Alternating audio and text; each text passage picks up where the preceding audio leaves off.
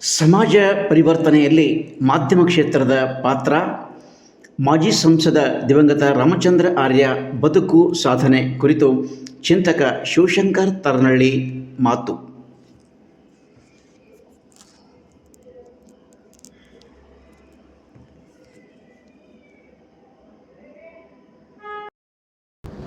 ಹಾಗೂ ಇತರ ಮಾಧ್ಯಮ ಯಾವುದೇ ಒಂದು ದೇಶದ ಬಹುದೊಡ್ಡ ಬದಲಾವಣೆಯಲ್ಲಿ ತನ್ನ ಪಾತ್ರವನ್ನ ಅತ್ಯಂತ ಸಮರ್ಥ ರೀತಿಯಲ್ಲಿ ನಿರ್ವಹಿಸ್ತಕ್ಕಂಥದ್ದು ನಾವೆಲ್ಲ ಈಗ ಜಗತ್ತಿನಾದ್ಯಂತ ನೋಡ್ತಾ ಇದ್ದೇವೆ.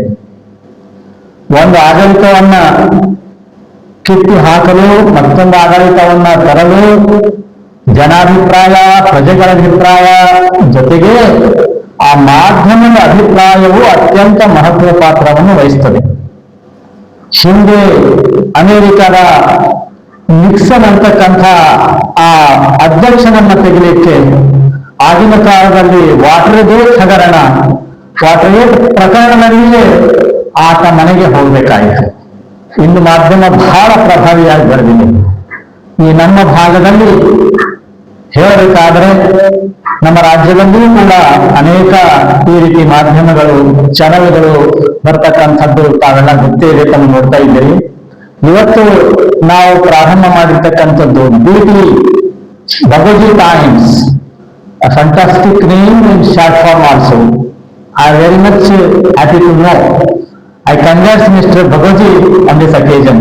ಈ ಸಂದರ್ಭದಲ್ಲಿ ನಾನು ಭಗೋಜಿ ಅವರಿಗೆ ಬಹಳ ಅಭಿನಂದನೆಯನ್ನು ಸಲ್ಲಿಸ್ತಾ ಇದ್ದೇನೆ. ಯಾಕಂದ್ರೆ ಪತ್ರಿಕಾ ರಂಗದಲ್ಲಿ ಅಥವಾ ಮಾಧ್ಯಮ ರಂಗದಲ್ಲಿ ಜೀವನ ಮಾಡಬೇಕಂದ್ರೆ ಅದೊಂದು ಹೋರಾಟವೇ ಸರಿಯದು. ಅದು ಸಾಧಾರಣ ಅದೊಂದು ನಿಶ್ಚಿಂತತೆಯ ಸಂತೋಷದ ಬದುಕು ಅಲ್ಲವೇ ಅಲ್ಲ. ಅಲ್ಲಿ ಬದಲಾವಣೆಯನ್ನು ಬಯಸ್ತಕ್ಕಂಥ ಆ ಒಂದು ಪತ್ರಕರ್ತ, ಆ ಮಾಧ್ಯಮ ಮಿತ್ರ, ಅವನು ಅನೇಕ ಅಡೆತಡೆಗಳನ್ನ ಎದುರಿಸಬೇಕಾಗ್ತದೆ. ಹಾಗೆ ಎದುರಿಸಿದಾಗ ಮಾತ್ರ ಒಂದು ಪ್ರಭಾವಿ ಸಂದೇಶವನ್ನು ಸಮಾಜಕ್ಕೆ ಕೊಡಲಿಕ್ಕೆ ಸಾಧ್ಯ ಇದೆ. ಭಗೋಜಿ ಅವರಿಗೆ ಅನೇಕ ವರ್ಷಗಳಿಂದ ನಾನು ನೋಡ್ತಾ ಇದ್ದೇನೆ. ಪ್ರಜಾವಾಣಿ ನಾನು ಅಲ್ಲಿಂದ ನಿರ್ಗಮಿಸಿದ ನಂತರ ಅವರು ಈ ಸ್ಥಾನವನ್ನ ತೆಗೆದುಕೊಂಡ್ರು ಮತ್ತು ಸಮರ್ಥವಾಗಿ ನನ್ನ ಮಾನಸಿಕ ಒಂದು ರೀತಿಯಲ್ಲಿ ಆಶಯದಂತೆ ಅವರು ಈ ಒಂದು ಮಾಧ್ಯಮದಲ್ಲಿ ಕೆಲಸ ಮಾಡ್ತಾ ಇದ್ದಾರೆ, ಪತ್ರಿಕೆಗಳಲ್ಲಿ ಕೆಲಸ ಮಾಡ್ತಾ ಇದ್ದಾರೆ. ಇಂದು ತಮ್ಮ ಸ್ವತಂತ್ರವಾಗಿರತಕ್ಕಂತಹ ಭಗೋಜಿ ಟೈಮ್ಸ್ ಅನ್ನ ಇವತ್ತು ಪ್ರಾರಂಭ ಮಾಡುವ ಮೂಲಕ ಒಂದು ಹೆಜ್ಜೆ ಮುಂದೆ ಹೋಗಿದ್ದಾರೆ.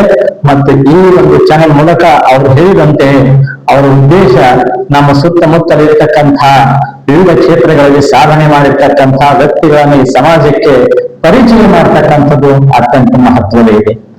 ಎಷ್ಟೇ ವ್ಯಕ್ತಿ ಒಳ್ಳೆಯವರು ಸಹಿತ ಅವನ ಪರಿಚಯ ಸಮಾಜಕ್ಕೆ ಆಗಲಿಲ್ಲ ಅಂತಂದ್ರೆ ಸಮಾಜದಲ್ಲಿ ಯಾವಾಗಲೂ ಇತರ ಒಂದು ಸುದ್ದಿಗಳೇ ಅಂತಂದ್ರೆ ಋಣಾತ್ಮಕ, ನೆಗೆಟಿವ್ ಒಂದು ನ್ಯೂಸ್ ಅಂತ ಹೇಳ್ತೀವಲ್ಲ, ಅದೇ ನಾವು ನೋಡ್ತಾ ಇರ್ತೀವಿ, ಅದೇ ನಿಜ ಅಂತ ನಾವು ತಿಳ್ಕೊಳ್ತಾ ಇದ್ದೀವಿ.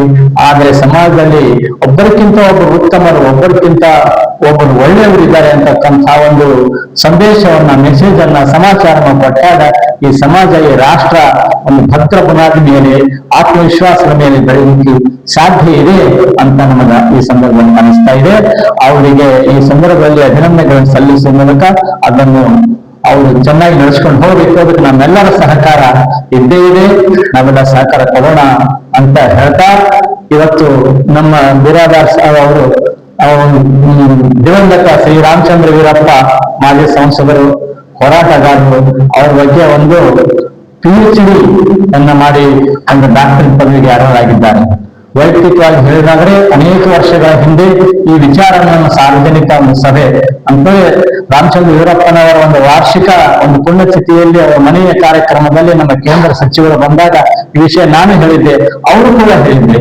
रामचंद्र वीरप्पा जी का जीवन एक PhD करने का लायक है, उनके बारे में हम पढ़ना चाहिए, सोचना चाहिए, कुछ लिखना चाहिए ಅಂತ ಹೇಳಿ ಅವ್ರು ಹೇಳಿರ್ತಕ್ಕಂಥ ಮಾತು ನನಗೆ ಇನ್ನೂ ನೆನಪಿದೆ. ಆ ಒಂದು ಮಾತಿಗೆ ತಕ್ಕಂತೆ ಇವತ್ತು ನಮ್ಮ ಬಿರಾದಾರ್ ಸಾಹೇಬ್ ಒಂದು PhD ಮಾಡಿ ನಮ್ಮೆಲ್ಲರಿಗೂ ಬಹಳ ಸಂತೋಷವನ್ನು ತಂದುಕೊಟ್ಟಿದ್ದಾರೆ. ರಾಮಚಂದ್ರ ವೀರಪ್ಪ ಅಂತಂದ್ರೆ ಕೇವಲ ಅವರು ಒಬ್ಬ ಸಂಸದರಾಗಿ, ಒಬ್ಬ ರಾಜಕೀಯ ನಾಯಕರಾಗಿ ತಮ್ಮ ಬದುಕನ್ನ ಅವರು ನಡೆಸಲಿಲ್ಲ. ಅವರು ಹೋರಾಟಗಾರರು.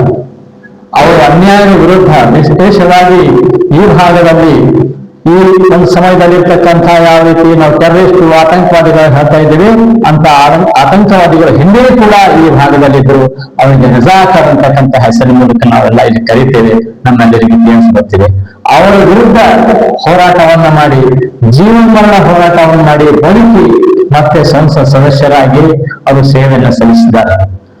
ಒಂದು ಅಂತಂದ್ರೆ ಒಂದು ಜನರ ಒಂದು ತಿಳುವಳಿಕೆ ಅಥವಾ ಒಂದು ಏನು ಪ್ರಭಾವ ಇದೆ, ರಾಮಚಂದ್ರ ವೀರಪ್ಪನವರು ಅವರು ಯಾವುದೇ ಒಂದು ಪದವಿಯನ್ನು ಪಡೆದವರು ಅಲ್ಲ ಅಂತ ನಮ್ಮೆಲ್ಲರಿಗೂ ಮಾಹಿತಿ ಇದೆ. ಹೌದು, ಅವರು ಯಾವುದೇ ವಿಶ್ವವಿದ್ಯಾನಿಲಯದಿಂದ ಪದವಿಯನ್ನ ಪಡೆದಿರ್ಲಿಕ್ಕಿಲ್ಲ.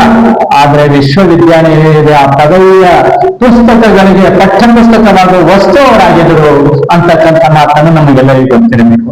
ಅವರ ಜೀವನ ಒಂದು ಪಠ್ಯ ಪುಸ್ತಕ ಇದೆ, ಅದನ್ನು ನಮ್ಮ ಬಿರಾದಾರ ಇವತ್ತು ಹೊರ ತಂದಿದ್ದಾರೆ. ಅವ್ರ ಜೊತೆಗೆ ನಾನು ಬಹಳಷ್ಟು ವರ್ಷಗಳವರೆಗೆ ಒಡನಾಡಿದ್ದೇನೆ.